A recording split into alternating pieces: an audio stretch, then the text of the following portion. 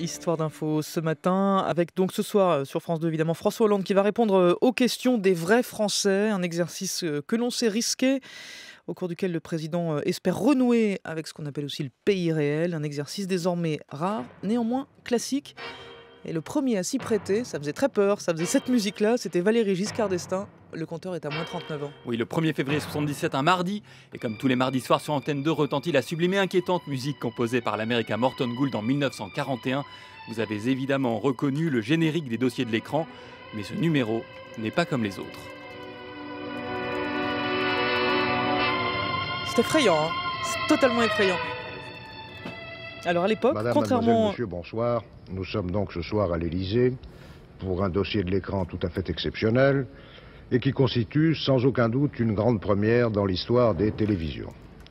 C'est en effet la première fois qu'un chef d'État en exercice, en l'occurrence Monsieur Valéry Giscard d'Estaing, président de la République française, va s'entretenir en direct avec de simples citoyens choisis scientifiquement pour représenter de façon rigoureuse, du moins le croyons-nous, l'ensemble de la population française.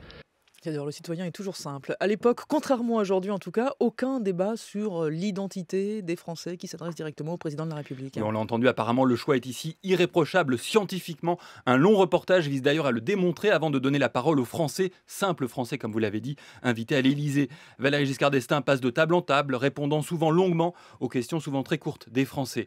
Un peu moins de 3 ans après son élection, Valéry Giscard d'Estaing a une cote de confiance encore largement élevée, autour de 60%, mais la presse se fait de plus en plus l'écho de la déception des électeurs, une déception qui pourrait se traduire dans les urnes lors des élections municipales organisées un mois après les dossiers de l'écran. Alors parler aux Français directement peut être un bon moyen d'infléchir les choses.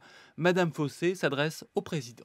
Alors Monsieur le Président, que connaissez-vous les difficultés matérielles que peuvent éprouver certaines familles françaises? Et dans ma fonction, personne ne peut les connaître directement. Je veux dire qu'on mène une vie qui est tout à fait normale. C'est dommage, vous savez. Oui, vous avez raison, mais je dis, Dommage. il faut bien voir que c'est comme ça. Par contre, naturellement, on dispose de toutes sortes d'informations. Seulement, ces informations, ce n'est pas pareil que de vivre soi-même.